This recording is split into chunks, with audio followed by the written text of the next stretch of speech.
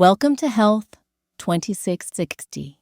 Here, we don't just talk about health, we tell the stories that heal. Now please listen to the story. Margaret had always been a vibrant woman. Her laughter echoed through her garden, a symphony of joy, mingling with the buzzing of bees and the chirping of birds. Her hands, calloused, but gentle nurtured life, from tiny seedlings to blooming roses.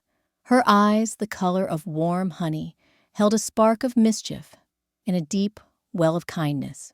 But as the calendar pages flipped each year, leaving its subtle mark, Margaret noticed a change.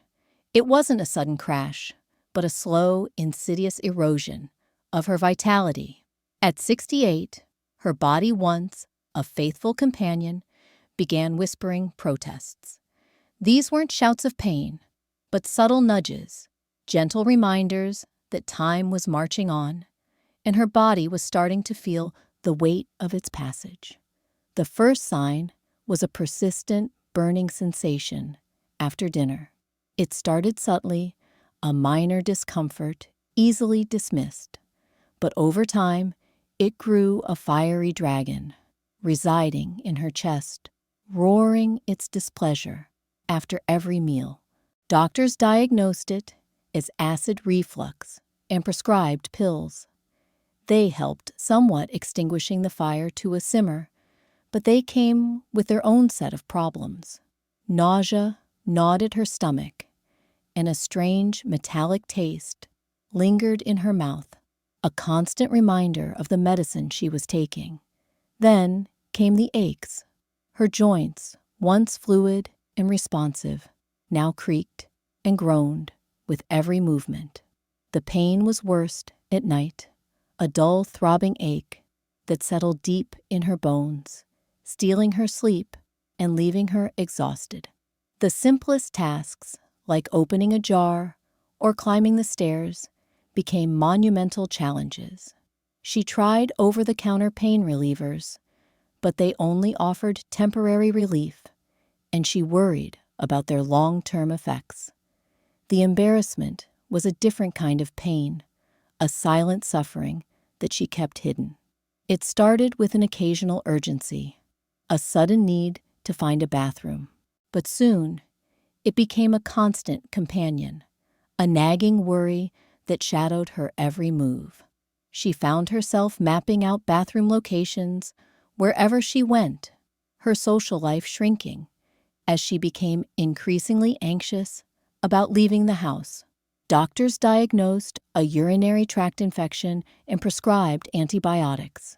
They worked clearing the infection, but it kept returning, a relentless cycle of antibiotics and recurring infections. But perhaps the most insidious change was the fading of her smile. Her mouth, once a source of joy and laughter, became a battleground.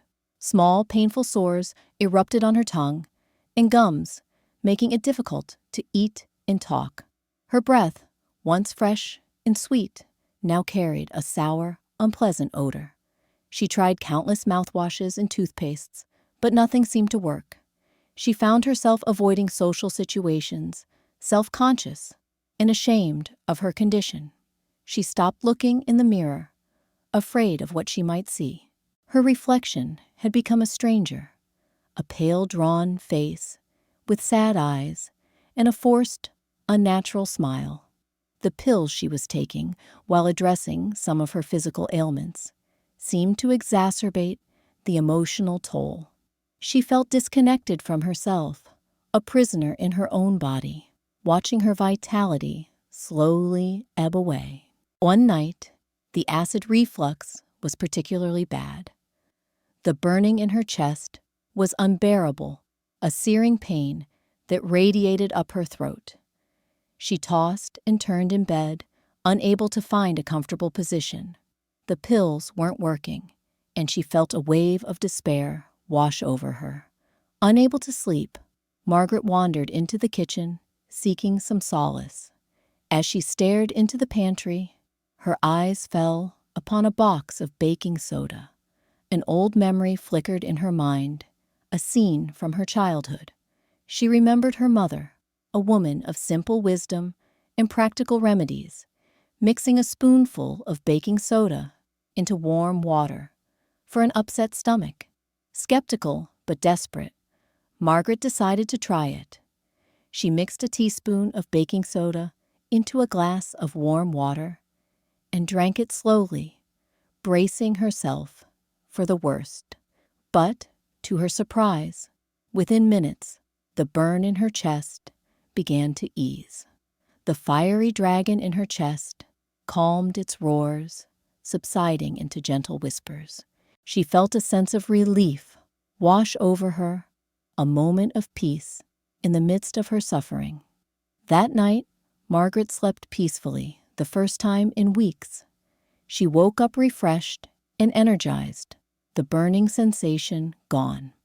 The experience sparked a curiosity within her. If baking soda could alleviate her acid reflux, what else could it do? Inspired, Margaret began researching baking soda, devouring articles and studies, poring over websites and forums. She learned about its chemical properties, its versatility, and its long history of use as a natural remedy. With each new discovery, baking soda became not just a household item, but a gentle ally, a trusted friend in her fight against the ailments that plagued her. She discovered that baking soda could help to alkalize her body, counteracting the acidity that contributed to her acid reflux and other health problems. She learned that it could act as a natural antacid, neutralizing stomach acid and relieving heartburn. She found studies suggesting that baking soda could help to support kidney function, reducing the buildup of toxins in the body. She started adding baking soda to her bath water, finding that it soothed her aching joints and eased her muscle tension. She learned that baking soda could help to neutralize the acidity in her urine, potentially preventing urinary tract infections. Inspired by this, Margaret consulted with her doctor, sharing her findings and asking about the potential benefits of incorporating baking soda into her treatment plan. Her doctor, initially skeptical, was open to the idea, recognizing the potential benefits of a natural remedy, as long as it was used in moderation and didn't interfere with her other medications. With her doctor's approval, Margaret began incorporating baking soda into her daily routine, carefully monitoring her body's response and adjusting her dosage as needed. She started drinking a small amount of baking soda water each morning to help alkalize her body. She added baking soda to her baths to soothe her joints. She even used it as a natural deodorant, finding that it effectively neutralized body odor without the harsh chemicals found in commercial deodorants. She discovered that baking soda could help to soothe her urinary tract and calm her kidneys. She started taking a small amount of baking soda water each day, finding that it reduced the frequency and severity of her urinary tract infections. She even learned that baking soda could ease her gout pain, a condition that once stole her ability to walk in the garden she loved. Gout, a form of arthritis caused by a buildup of uric acid in the joints, had plagued Margaret for years. The pain in her feet was excruciating, making it difficult to walk, stand, or even wear shoes. She had tried countless medications, but they only offered temporary relief, and the side effects were often unbearable. She discovered that baking soda could help to dissolve uric acid crystals, reducing inflammation and relieving pain. She started soaking her feet in a baking soda solution each night, finding that it significantly reduced her gout pain and restored her mobility. Slowly but surely, Margaret began to regain her health and vitality. The burning sensation in her chest subsided. The aches in her joints eased. Her urinary tract infections became less frequent, and her gout pain diminished. She added a baking soda mouth rinse to her routine, and slowly her confidence to speak and smile returned. The sores in her mouth healed, her breath freshened, and her smile returned brighter and more genuine than ever before. She even used it after light exercise, finding her body bounced back faster, with less soreness and stiffness.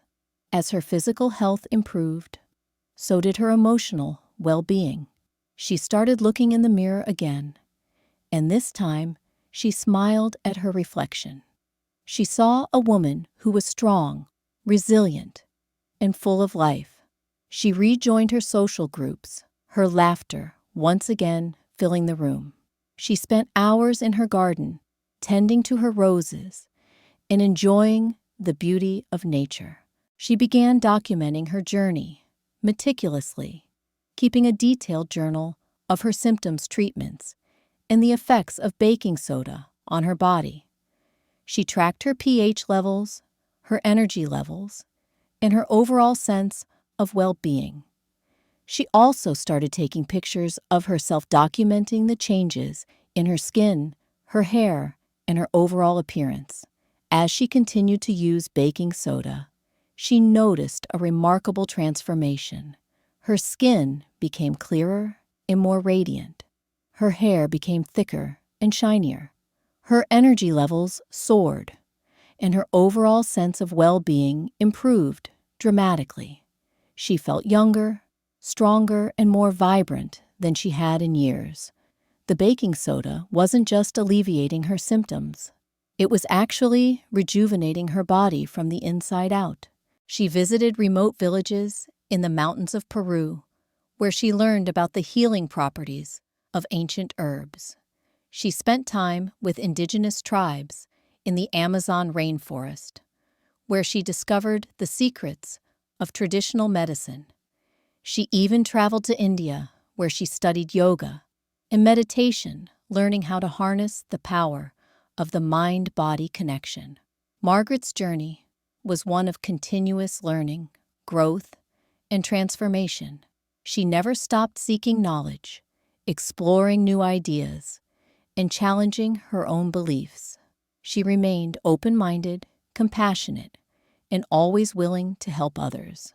Margaret lived another 20 years, vibrant and healthy, always sharing her story and the benefits of baking soda, until she passed away peacefully in her sleep at the age of 88. Health 2660. Thanks you for listening. We'll see you in the next video, and until then, be kind to yourself.